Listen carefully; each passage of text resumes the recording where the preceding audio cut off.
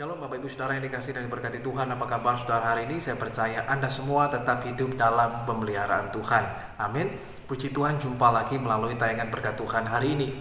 Saudara yang dikasihi dan diberkati Tuhan, Pengkhotbah pasal yang ketiga ayat yang pertama mengatakan, untuk segala sesuatu ada masanya, untuk apapun di bawah langit ada waktunya. Ada orang yang mengatakan time is money, waktu adalah uang. Sehingga orang yang memegang prinsip ini dalam hidupnya akan menghabiskan seluruh waktu dalam hidupnya hanya untuk mencari uang, dan uang. Sesungguhnya yang perlu kita ketahui bahwa waktu adalah berkat yang Tuhan beri di dalam hidup setiap kita. Nah, saudara yang dikasihi dan diberkati Tuhan, berkaitan dengan waktu, ada 3 jenis waktu yang perlu kita ketahui. Yang pertama, ada yang namanya kronos. Kronos itu adalah siklus waktu linear yang berhubungan dengan detik, menit, jam, hari, bulan, dan tahun. Yang kedua namanya aion. Aion itu artinya waktu tanpa batas yang menunjuk kepada waktu sebelum penciptaan dan sampai kepada kekekalan. Yang ketiga namanya kairos. Nah, kairos itu kesempatan dan momentum di waktu tertentu yang tidak bisa terulang kembali.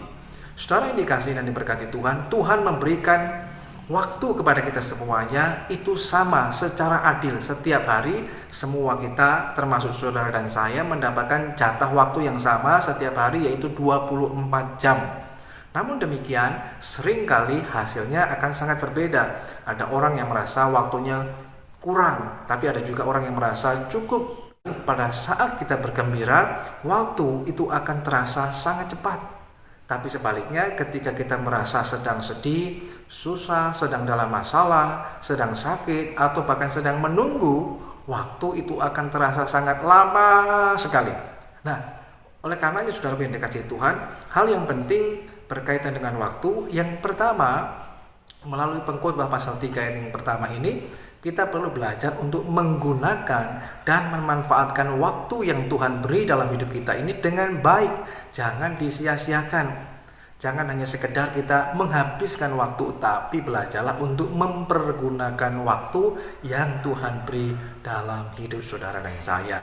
Jadikan setiap hari dalam hidup kita adalah waktu yang berkualitas. Yang kedua, saudara yang dikasihi Tuhan, berkaitan dengan waktu, kita belajar juga untuk mengelola waktu dengan baik. Kita membutuhkan hikmat Tuhan dalam hidup kita untuk dapat mengelola waktu yang terbatas ini, waktu yang singkat ini, waktu hidup kita yang sementara di dunia ini dengan bijak.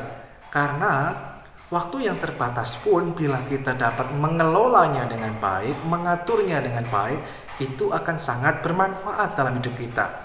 Namun waktu yang banyak pun, tapi kalau kita tidak tahu mengelolanya dengan baik, itu akan menjadi sesuatu yang sia-sia dalam hidup kita. Nah, oleh karenanya belajarlah mengatur dan mengelola waktu dengan baik. Yang ketiga, yaitu kita perlu untuk juga membagikan waktu kita. Waktu kita tidak hanya kita gunakan untuk kepentingan diri kita sendiri, tetapi kita juga mau belajar membagikan waktu kita untuk orang lain, untuk orang-orang di sekitar kita, untuk keluarga kita, untuk anak-anak kita. Istimewa, kita mau menyediakan waktu untuk Tuhan, untuk berdoa, untuk beribadah, untuk baca Alkitab setiap hari. Daud mengajarkan kepada kita, sesibuk apapun hidupnya, dia berkata, 7 kali sehari aku berdoa dan memuji Tuhan.